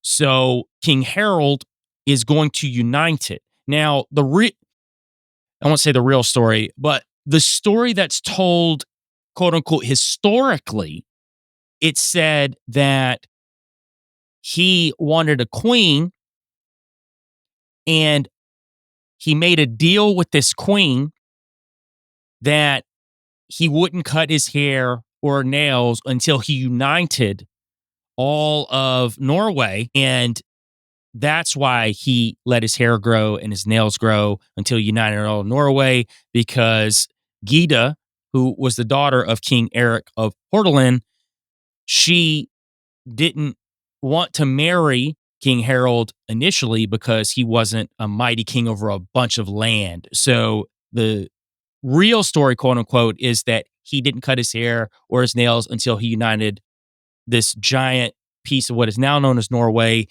to impress her. But the story that is actually told in history is that he didn't do it because his troll stepdaddy told him not to do it. And his troll stepdaddy said that he would be fighting next to him in all these battles. And that's the real story, in my opinion, of what happened and why Norway was actually united. Now, think about that. Norway is united because a troll helped the first king of Norway who united all of Norway during his battles. I think that's a very interesting story. Very. And, what makes more sense, the troll version or, growing your hair out and your nails out indefinitely to impress a woman? Yeah, that works real well. Yeah, I'm just going to have real long nails and have like long hair that's probably unkempt. That'll really swing her over to my side. I feel like that's a personal attack against me. You don't cut your nails? I'm pretty sure I thought you were talking about the hair. Oh, no. More or less the nails. Unkept, long hair. Look at mine. I just felt like that's a dig. I just had, I think, 13 inches of hair cut off my head this week. But you cut it. That's the big thing. Yeah, no, I do feel like it's a personal attack. No, but yeah, I'm more or less the nail thing. I just don't think you're going to win over some. I guess at this point, she's pretty much a princess, right? You don't see that in the Disney movies. Yeah, I'll just grow my nails out real long. That'll get her. Yeah, and I will say this, though, just an argument to say that it's possible. Men will do a whole lot for a woman. So if she told him to grow that hair out and grow those nails out and he thought she was worth it, man, there's a lot of dudes out there that would do it. So absolutely. I would say that that's a possibility. But we're talking about a region that's known for trolls and people knowing that these trolls existed. And it makes sense that if this troll took him in and offered to fight alongside him, that's pretty powerful asset to have in battle is to have a giant troll that's fighting with you. I mean, it's even in the story, it talks about this troll being able to move with the wind, to be able to almost, without them saying it, almost move interdimensionally. Because they say that he moved like smoke, like he would almost disappear like smoke. He was moving so fast. In my mind, that makes sense. Kind of like Bigfoot will just disappear. They're moving through interdimensional spaces. And I'm thinking that's that supernatural part you're talking about, Justin, where, yeah, they may have a lot of them grounded in a physical reality, but they have something supernatural attached to them that they're able to move in and out of interdimensional spaces. So that's what I thought of when I was reading about this Dovry character that's connected to King Harald. I'm in full agreement with that. Oh yeah, no, I agree. I think there's just so much more. I think my opinion on the trolls as a whole they are these interdimensional creatures, and they always have been. And we just used to be more in tune with that. We were able to tap into that more. Maybe they were able to tap into this realm, a lot easier. And it's just now modern day, we're more separated from that. I think I'm the opposite. Okay. I think they were naturally to Earth, and then they got the ability to tap into that side. So they were started here and Yeah. were able to move around. Okay. Because, I mean, we have animals. I mean, we talk about it on our show all the time. We have animals right now that we had to rewrite the laws of physics to make them make sense. From pistol shrimps and electric eels to stargazers. That's because those animals are breeding with trolls and creating halflings that can halfling mana shrimp. There you go. No, I just think that animals naturally on Earth were given the ability to change, adapt, and grow over time. And I think that trolls may have had a longer head start at that. For sure. And maybe naturally given the ability to kind of access those things. But I do think they are Earth-driven with the extra supernatural ability. Where when some of these other entities were from other places that I think they are moving into our dimension. Yeah. So... Or I mean, excuse me. Again, chicken or the egg, really. Yeah, I really splitting, like you said, splitting hairs. Even if you go back just further back to all those ancient trolls to modern day, what if they started out as halflings? What if they were things from other places? They bred with man, became these halfling things that we know as trolls now. I really thought you were going to say mantis shrimp. And yeah, now that we got 8-foot tall mantis shrimp running through the woods punching people. I mean, the dust. They die. I mean, yeah, things would die very easily. I got one more ancient story. Well, stories built around another pretty prominent character, Saint Olaf II Haraldsson. And this guy was born in 995 AD. And he was actually known as the Troll Slayer, which I think is very interesting because if trolls aren't real, and you name this guy who we know for a fact he existed. There are tons of paintings in Lutheran and Anglican churches, this day Catholic churches. There are statues of this guy. There is so much when it comes to the supernatural that surrounds this particular person in history. And they make it a point anytime you read about him, he was known as the Troll Slayer, that he was known for taking out trolls. And not just trolls, but a lot of supernatural beings for sure. And he was known as the protector against malicious forces. Yeah, it is said that he could even absorb the elements of the gods, which maybe that's some mythology at play there, or maybe he had some sort of connection to the supernatural. Jay, you were just talking about, or Justin, you were just talking about that these trolls may have adapted the ability to be able to use the supernatural realm throughout their time here, their tenure here.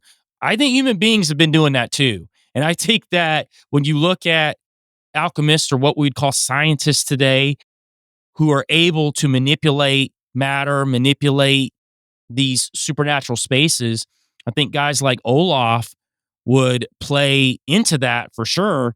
And there's a very interesting story about Olaf and this troll called Sigi. Now, St. Olaf wanted to build a stone church with a tower on his royal farm, but the king had little time to do this himself. Now, Justin, this plays into what you were talking about, cutting deals with trolls. You said it's very hard to cut a deal with a troll, but you can cut a deal with a troll. You just have to offer them something that they won't refuse. So St. Olaf is trying to figure out how to build this stone church with this tower, and he knows he doesn't have enough time because he's so busy traveling around the country Christianizing people. So the king makes a pact with the giant troll, who had a residence inside one of the ancient burial mounds up on Blood Heights. So they're telling you specific locations where these trolls are coming out of. And I thought it was interesting talking about burial mounds. We know a lot about weird things around burial mounds when it comes to Fae, when it comes to about Nephilim, when it comes to just ancient giants here in the US. So we know that burial mounds themselves have a lot of supernatural significance. Now, the agreement was that the troll should build the church, and if he managed to finish it within a certain time, he should be rewarded with the sun, the moon, or the king's soul. So I thought that was interesting. Like, I don't know how that St. Olaf was able to reward him with the sun and the moon. And I don't know if that was descriptors for something else, maybe some sort of artifact that he wanted that the king had. Because if this king's an alchemist, he's probably got a lot of magical trinkets that he could use at his disposal. Now, the troll started work and such underground beings built with magic much quicker than a Christian man can imagine. Now, this is in St. Olaf's own perception. Okay. Now, the last day before the deadline expired, St. Olaf became really anxious. So here's the deal they made. St. Olaf would have to figure out the troll's real name before the troll built the church. If he didn't, then the troll would have his soul, because the king can't bring down the sun and the moon. So that was kind of the trick from the troll too. Outside of the fact that these could have been items, the troll saying, it's your soul. I want your soul. Like, screw those items. I want your soul. So in the evening, the king rode up on Blood Heights. One of the burial mounds is called Princehagen. From within this mound, Olaf heard a child crying. He stopped his horse and listened. Then he heard a woman singing, "Silence, silence, little child. Your father, Sigi, will arrive with the sun and moon to his baby." So he realized with this song that this troll mother was singing to the baby that the father was the troll, because of the fact she's singing the sun and the moon that Sigi will bring back. So now St. Olaf knows that the troll's name is Sigi. Of course, he rides back to the church and hit up to the church wall. When the troll was almost about to put the last stone of the church, Olaf cried out, "Beware now, Sigi, the last stone will fall down." In that moment, the troll cracked. He turned to stone and fell headlong into the soil north of the church. There he is still standing and bear witness that good will defeat evil, just like the king defeated the troll. So they say that there are still giant stones out there that are supposed to be Sigi, the troll, who's still out there. So that's just one story. We could do an entire 3-hour episode on stories of St. Olaf, because there are a lot of them. There are even sidebar stories of men he captured and let free who had their own troll stories as they were going home. So I encourage people that are listening to look up St. Olaf, because it's even said where he would touch water, that the water would become holy and water would continually pour from that area, which they say there are wells now that the water is endless, that never stops running in these wells that were blessed by St. Olaf. So he was a pretty powerful person when it came to the supernatural. But again, here's another character in history who is said to have had many, many, many interactions with trolls, to the point that it's hard for me to sit there and say there's not some level of significance to these trolls being real. 100%. Yeah, that's first of all, I love the name Saint Olaf the Troll Slayer. I mean, that's awesome. But man, it just gets me thinking so much about well, the whole thing in general, and then it just life itself. But having the sun and the moon, and then your soul, like the three things. I mean, what if it is just like an allegory to something more significant than we're realizing? And the only thing I could think of the whole time you're talking about is like, the sun provides life for everything on Earth, and the moon, it could be almost a negative representation of the sun, all the other stuff. Because you can't have light without darkness, you can't have good without bad. And what if those are the both representations, and then human beings on Earth are that bridge in the middle? And maybe that's why we're so important. That's why our souls, demons and everything's after our souls.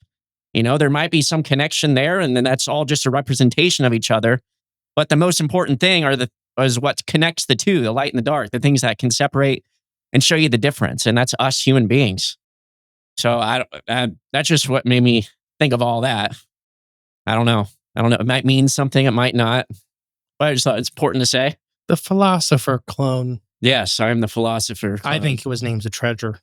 He what? I think the sun and moon was, like Joel said, just a treasure? Treasure artifacts. I mean, aren't we a treasure? Aren't we the real I'm treasure? not disagreeing with you. Yours is better than mine. Oh, okay. I'm just saying that's what I heard the story. That's the thing that I was assuming that they were artifacts or something like that, that the sun and the moon as a name of sacred blades that get cut through the dimensions. What if it meant his two kids, like his actual son and maybe his daughter's the moon? I don't know. Could be. I don't know. Could be anything. We don't know. Well, we figured out what powers up the Philosopher Clone 27, the Philosopher's Stone. That's why he's trying to divert us away from the sun and the moon being artifacts, because he's trying to get us off the trail again with misinformation about what those items actually were. Is it misinformation or pure information? I don't know. I don't know. Maybe he is the Philosopher's Stone. Everything must, it's got to go through my filter first, and then I'll translate it, what it really means. Because wasn't it not really a rock? Philosopher's Stone? Yeah. I thought it was that, the thing they found in Egypt that had like the 4 different languages on it. No, what am I thinking of? My God. No, Philosopher's Stone's that's the Rosetta Stone. Rosetta Stone. A stone or another. See, but that's what I'm talking about. That clone really knows the real answer, and he's just putting out misinformation, disinformation, 24/7. That's exactly what he's doing. He's like, oh, isn't the Philosopher's Stone, that stone that, you can translate all these languages? I get you right up to the source and then swerve.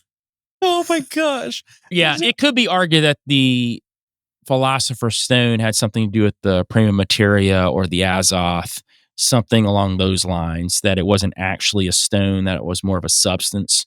And I think that a lot of alchemists would say the same thing, but some people think it was actually a stone that was created using alchemical purposes. So I think there's a bunch of different variables when it comes to the Philosopher's Stone.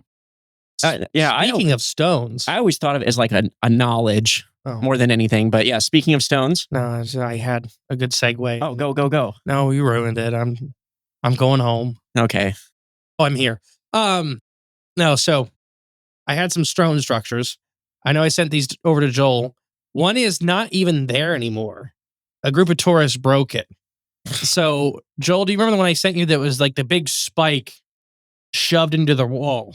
Yeah. So there was, I think it was a 12-ton stone that was shaped like almost like a spearhead. Wow. That was shoved into a crack in a cliff. So nobody could figure out how it naturally got there.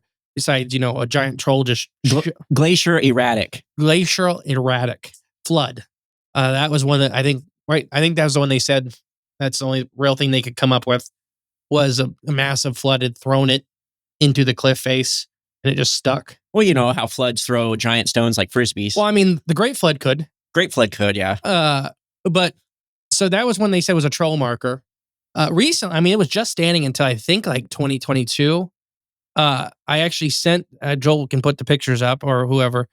that I found the girl that did it. Oh, don't dox her. I don't know her name. Okay. I just found her picture sitting on it, and then her picture immediately after when it was laying on the ground. Oh, no. So I don't know what exactly happened, but basically tourists were told not to climb up because it was barely hanging in there. Mm-hmm. And it's a 12-ton rock. And who knows how long it's been there. Right. So she was sitting on it, and it had fallen and stuff like that. There was other ones that are just massive stones like we already talked about that are stacked, like the Bigfoot rock stack people say here in the U.S., but these ones are, the size of rooms. These rocks are. Modern day, they just rerouted a bridge or highway construction because they found one of these troll stacks. So the misconception right now is these troll stacks, that the trolls live in them. That's not, it's now we're talking about that's territory markers or whatever markers. So recently this company, I believe it was in 20 or 21, was building the new Norway highway. And they came across one of the valleys they had to build through. So they keep in mind, there's a huge mountain range. They have a valley they're supposed to build through. And in this valley, there's just this big stack of rocks. And all the workers are like, no, thank you. No, because that's him trying to be nice and tell us, no, don't go that way. And, the people paying for it all were like, no, build it. Finally, I think it was Norway passed a rule about it, and they had to they had to add 60 or 70 miles to the highway. Nice. To go around. Well, unless you're riding on the highway. But I wanted to bring up the Troll Hunter movies. Mm-hmm. So the first one, the original one, is really good. And I think there's a lot of truths in it, where he actually talked about a similar highway in that movie, to where a couple guys are paid to go out before these construction crews and exterminate any living trolls or get them to move. He's like, the best situation is we get them to leave. Just push them out. Yeah. Mm-hmm. And he finally got fed up because he felt bad for killing the trolls, and he genuinely felt, so he has this film crew come with him because they were blaming this attacks from bears, which Norway has 4 bears left. So the people end up dying from troll attacks. They were they brought in a bear from a zoo in Russia, and he shot it, and he put it near the bodies, and he's like, yep, there was the bear, and I shot it. It's a good way to take care of it. And it was and it was the wrong one in the movie. It was one of the things, they brought the wrong kind of bear. Yeah. And he's like, what are we doing? What, a panda bear? It was the wrong kind of brown bear. A panda would be funny though. Rogue panda in Norway. What happened, man? I don't know. There was the last Norwegian panda. Right. Killing all these people. So I think there's a lot of truth to that first Troll Hunter movie. And the second one, which is supposed to be in the same universe, I believe. And I don't like the second one. It's a Netflix one as nearly as much. It's a fine movie. Mm-hmm. I think it would be better if it wasn't connected to the original Troll Hunter. Which is its own separate entity. Yeah. But it has a mountain king that woke up from coal mining. Mm. That, a bunch of them went into hibernation about 4,000 or 5,000 years ago or whatever. And the coal miners had basically dynamited his living room. And when he woke up, he found all of them were dead, that his child's skull was kept in a church. Oh, wow. So wasn't happy. No, that's not good. But they were, we've talked about this whole episode, the government was treated like a monster. When one of the things was getting ready to crash on a family, he caught it so it wouldn't crush these humans that weren't attacking him. And the whole through the movie, that's kind of one of the subplots, is that if you watch very carefully, no human ever died that did not attack him. Mm. And he would go out of his way to avoid, he walked in a town. He never stepped on anybody's house. Right, yeah. And he's massive. I think in the movie he's 110 feet tall. Okay. So a grain elevator, it's a walking grain elevator. Yeah. But I think there's a lot of truths in that first troll hunting movie, where I do think there may even still be government organizations like we think here in the U.S., where with Bigfoot and those kind of entities, even, I think Dogman may be being used by the U.S. government. But I think in Norway and Sweden, I do think there's these government agencies that may be, at the best case scenario, corralling trolls out of areas, kind of getting them moving when they're building projects. Because these countries are expanding in population for the first time in a long time, dramatically. I mean, besides the normal, fecundity is the name of the word. Nice. But the normal population replacement. Right, yep. People are moving to these areas. People out of the country, from all over the world are moving to these areas because, Sweden and Norway have high ratings of happiness. Right. Standard of living. Yeah. So people are moving there. So you may have to get rid of your local mountain monster. Which that ain't going to be good. Well, I think they're just exterminating him. I don't think it's much of a fight anymore. Well, there's Just you got to know how be. to kill him. There's got to be repercussions, though. When you pull the bow back, it's going to fling eventually once you let go. So Yeah. it's going to be letting go soon. What do you think about the troll hunting? Have you seen it, Joel? I saw some of it a while back. I don't even think I finished the whole thing. I enjoyed what I did see. I saw it in parts or something, man. I don't remember. It was a long time ago. But I know the concept. I know what it's built around. It's a pretty good movie. I highly suggest the original Troll Hunter. Yes. And it's Yeah. in Swedish, I believe. Or is it Norway? It's in Norwegian. Either way, It's in Norwegian, so you got to watch it with subtitles. It's really good. He actually kind of talks, like there's a weird amount of science in it. that's great. Yeah. Where he talks about what the tails are used for scent markers, and they actually drag their tails so that you can't see if they're coming or going. Which makes That you was like- wonder when they put that together. And I always thought that, like, who's behind the scenes putting that together? Very much like the Jordan Peele movie that is built around organic UFOs, where at the end of the movie, when all the titles start rolling, you see that to put that film together, that Jordan Peele was working with government agencies to put that film out. So I think it's very similar to what we see with troll hunters. They're probably working with some people that actually knew about what these trolls really were, and they just, slip that info out. Before we leave, though, Justin, I want to talk about the trolls of Ohio. That's my last and little note.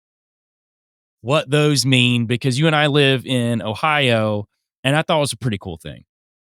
Bo, Boldly, and Bibby. The 3 Bs. Yep. You can actually go visit these trolls in the Dayton Alwood Arboretum. Ooh. They are massive sculptures that work on by the internationally renowned artist Thomas Dambo. He's a guy, I believe he's Scandinavian in origin, but he goes all around the world actually and makes trash trolls. By that I mean, I'll explain it, is that he takes refuge, he takes stuff and reuses it to make massive, amazing troll structures. Wow. All the trolls that he's done are inspired by real life, either encounters, legends, those kind of things. So in Chicago, I believe they have 15 of them. Here in Dayton, we have 3 of them. He's done work all other places in the U.S., but a lot in he's done them in Iceland, Scandinavia. He's done them in the UK. So these are our 3 here in Ohio, and you can go see them. Like the arboretums, I believe, I can't remember if all wood's free. Most of them are free or like $5. They're arboretums are pretty cheap, fun visits, and they're normally pretty cool to go around to. But yeah, so he takes, I think we have the Troll in Flight as our famous one here in Ohio, which was an ancient legend of a troll trying to fly, building fake wings and jumping off cliffs. If you go up to Chicago and do them, you can actually, the scavenger hunt one in Chicago, because the arboretum there is so massive and they have so many of them. You got to find all the trolls. Yeah. And the hardest one to find is the 80-foot one. Oh, wow. And Hiding in plain sight. I'll give you a little hint, everybody. He's laying down. So they just read the little thing and he's 80 foot tall. So everybody's like, looking up. Where the heck is he? Looking way up. And he's laying down. So, Interesting. yeah, that was the hardest one to find. But here in Dayton, you can go visit him. It's a really cool thing. And it gives you the scale. I think most of his sculptures are going to average about 20 foot tall. So when we've been talking about these trolls all day, it gives you a good reference of how big a 20 foot tall thing actually is. Because I think people have a really poor understanding of how big these things are. So if you're in the Midwest, your average grain elevator, the top is 100 foot tall. And people, I love when people guess. They're like, no, they're like 200 or 300 foot tall. No, they are 100 foot tall. Right. Your average, 2-story house is 21 feet tall. So they're big. A lot bigger. They're big, and it's really cool to talk about. But yeah, if you guys want to go visit it, it's at the Allwood, AULL, Arboretum here in Ohio. Nice. Dayton, Ohio. About halfway between us and Joel. Yeah, man, I am excited to go see it myself. I haven't seen them personally, and you've been hyping me up here the past few months about that. So I think I'm going to take a little trip and go up there and check it out. Well, I appreciate you guys coming on here today. This was a great episode, and I'm glad we got to do this because I have fun with stuff like this, and we get to mix in a lot of lore, a lot of history, and show how that there's a weird world around us that's still existing. And I just think a lot of these things have gone into hiding or been exterminated, like you say. So I think as humans' weapons got better, that it became easier to take out some of these giants, essentially. So I want to say this before I pass off to you guys, just to let everybody know about yourselves one more time, that Justin and myself, with Tony Merkel from the Confessionals, Isaac Weishaupt, Juan Ayala, and several other researchers and people that we interviewed, have a very fascinating film coming out Q1 of next year called Crowley's Melonheads, Children of the Beast. We had a blast shooting that over the summer. It was about a month-long shoot, and we had some very interesting things happen. And one of those interesting things we are not allowed to talk about on film or on camera at all, or even audio, that happened to Justin, myself, and Ward, which we will hold to the grave.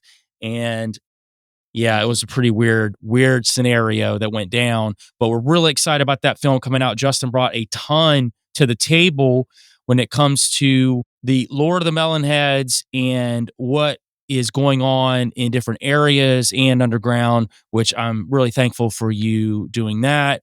Jay, as always, man, you are always on top of things. Really, well, honestly, not always, because it depends on what clone shows up on who's on top of what. But today's clone was a fun one because I can tell that this clone was really trying to throw us off the trail several times. I just want to know what government organization that this clone's working for.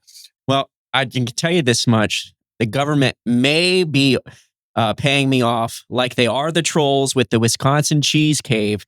That's what that is for. It's used to suppress the trolls and keep them at bay in modern times. So we got to keep an eye on those cheese levels in that cave. Once that starts getting dwindling down, you're going to see a lot more angry trolls looking for their cheese. Well, good luck. Cheese cave's a deep pull. It is. Well, guys, let everybody know where to find you, your stuff, and plug the book again, because, guys, you need to pick this book up, because I'm telling you right now, there hasn't been a book in recent years done about organic UFOs. There was one done back in, what was it, the 50s or the 60s? 71. 71. I was a little off, but 71, there was a book done about organic UFOs, but this is the modern take on organic UFOs and what these sentient beings are in the upper stratosphere. So I definitely want you guys to go pick that up, but let everybody know where to find you guys. Yep. So once again, Cryptids of the Corn podcast. You can Google us at the website's cryptidsofcorn.com. We're on every podcast platform. Wherever you're listening to this, we're available. We have Patreon. It's, Patreon, was it / or backslash? / Cryptids of the Corn podcast. Yep. And the book is available at cryptidsofcorn.com under the books tab. It's Living UFOs, The Ocean Above Our Heads, a study of atmospheric biology. And it is available on Amazon as well. We make more money if you buy it through us, but if you're international, it's cheaper to get it through Amazon. Right. If you're international, use Amazon. If you're in the lower 48, use us. Yes. Go to cryptidsofthecorn.com and click the books tab. We have Facebook and Instagram are our two main platforms. If you want to reach out, it's cryptidsofcornpodcast@gmail.com.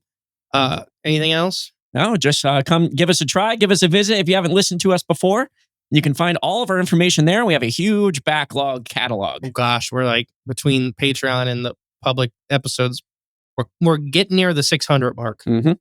We're getting near it. But thank you for having us. Yeah, absolutely. Thank you. Guys, I had a great time. We'll talk soon. Bye, guys.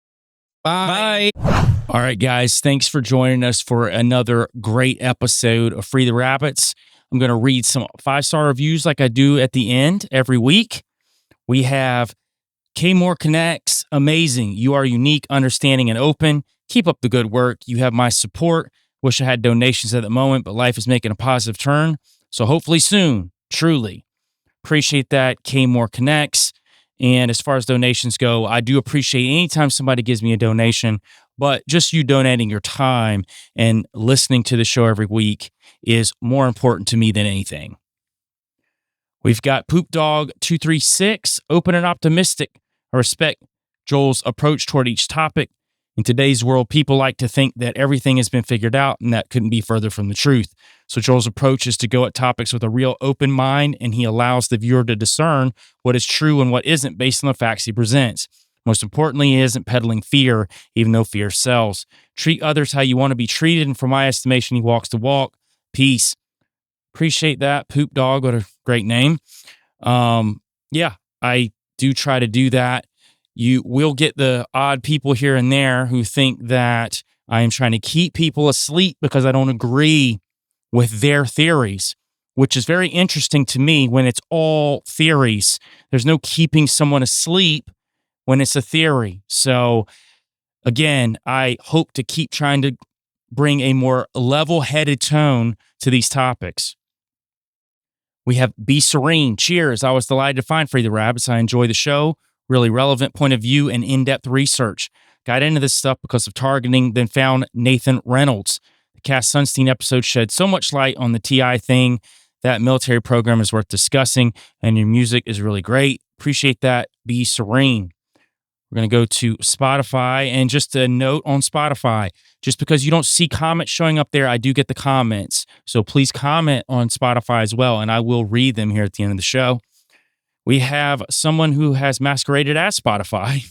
Joel just knocked another ball, B-A-A-L, out of the park. Way to look, Justin Kaiser. Appreciate that, Spotify. We have James Mock, 2017. Any chance you go down the rabbit hole about the original women being of serpent bloodline? Curious as to the statement made by God to Eve. We know that Noah's bloodline was not tainted by Nephilim blood, yet Ham's wife may have had Nephilim DNA. Love your show, listening from Australia. You've opened my eyes to reaffirm a lot I feel intuitively about. God bless you, brother. Appreciate that, James. And those are some interesting topics. I have done some research on a lot of what you just said. Maybe I'll wrap it up in an episode at some point, or a couple of different topics down the road. We have Bobby Joe Medina. I've always wondered if God can forgive a sinner like me. Can he or would he forgive fallen angels or Nephilim? Thank you for bringing this topic of good Nephilim. Appreciate that. And it resonated with a lot of people, that particular episode, because it is a different take on it, but it does have a lot of scriptural basis to it that would give us the idea that it is possible. We have Donald Marshall Official. This seems to be the official Donald Marshall, and I did backtrack it, and it seems like all the correct links are there. So Donald Marshall, listen to the episode where I talked about him. Not bad. It's the biggest emergency and danger the world has ever had. I'm not a conspiracy theorist. I just say what I know for certain because I've experienced it firsthand. Appreciate that, Donald, and maybe I reach out to you and maybe we get you on the show at some point and you can tell everyone your truth. I'd love to hear exactly what you've said that you've been through, and I'd love to dig into the deeper aspects of MK Ultra and some of those types of programs. We have Mike 0704C. I just subscribed. Excellent work. Appreciate that, Mike. We have Ricky2Sticky66. I can smell the sulfur. And he is referring to my song, Walking in My Skin, which, by the way, we will end this week's episode with Walking in My Skin. Guys, I really appreciate you being here. Can't wait to see you next week. You know what it is. Go outside, touch grass, and get your tail out the hole.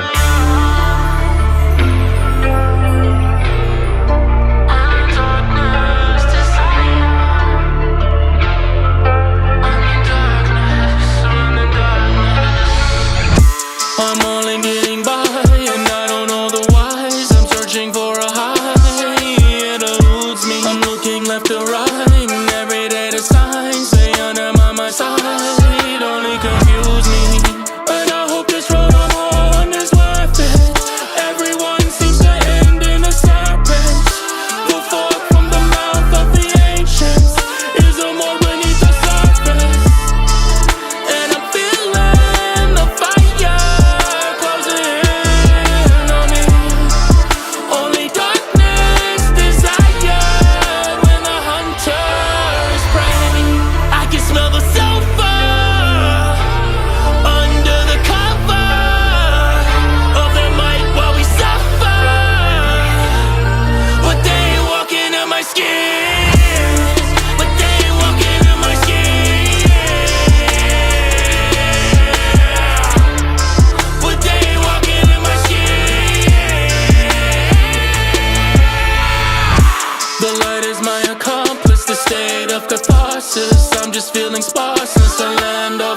heartless. And what is this gonna cost us? Just another carcass on another carcass. They just say it's harmless.